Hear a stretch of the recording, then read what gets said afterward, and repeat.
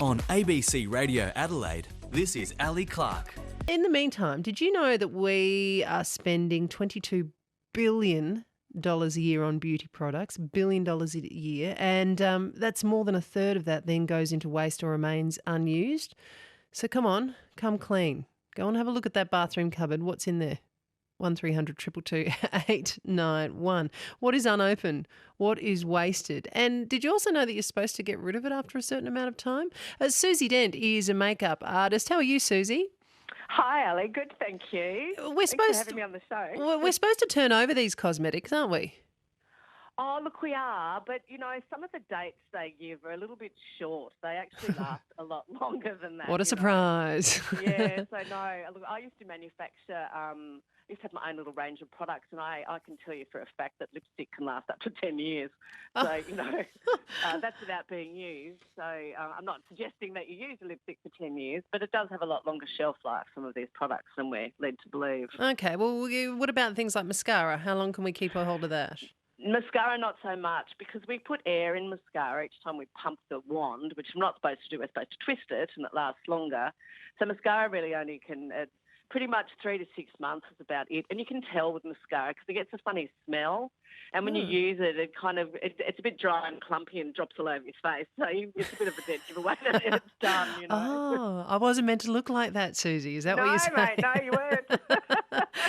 All right, what about things like foundation and all that sort of gear you're supposed to put on to make you look pretty? It depends on what it is, you know. Okay. So if it's tube stuff and your fingers don't come in touch with it, then it's going to have a lot longer shelf life than the products that we use that you actually put your fingers in jars and things, because our fingers have bacteria on it. So cream things, you know, in tubes are great, in jars a shorter shelf life, you know. Foundations have quite a long shelf life, you know. But again, use your smell. When they start to smell a bit off, then they are a bit off, you know. That's just what you want, someone leaning in to kiss you because you look so beautiful and going, oh, what's that smell? Oh, what's that smell? So, Suzi, why do you think it is that so many people buy things and then they just remain unopened in their cupboard or just only get used once or twice? When, I mean, beauty products are so expensive. That's easy. It's because they're pretty. Oh, really? They're all packaged really nicely. I think women are drawn to it. The advertising with the promise of, you know, being the beautiful woman on the boat somewhere far away, being exotic, you know, if you have that right shade of red lipstick on, is very appealing, you know. Mm-hmm. So, and plus I think a lot of the time women will buy seasonal makeup. So they might think that they're going to use the colour might only be used not for very long, you know, as far as like blushes and lipsticks and stuff. So, and then they go back to the old faithful after they've had their, you know, colour splurge.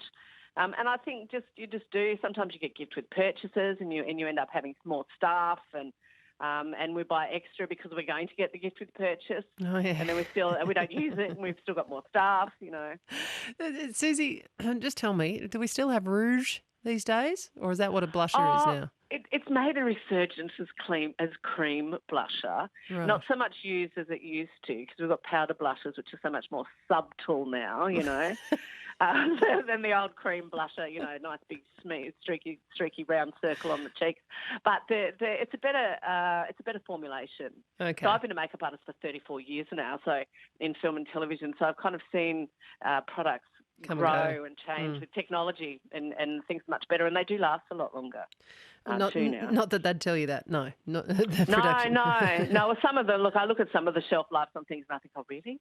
Yeah. You know, we can only use that for 9 weeks or something. I don't think so. We wouldn't even finish using it by then, you know.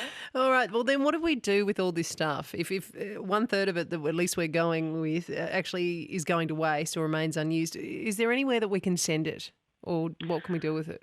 Actually, there is. You know, there's a couple of things you can do with makeup. The makeup that you find in your drawer that you're not going to use, if you're not going to re-gift it, you know, which can also be done, especially if you've still got the box that it came in.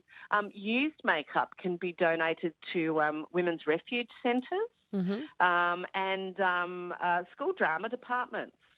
Because they're always after makeup to use, to teach the kids with. But the thing is, the rule of thumb is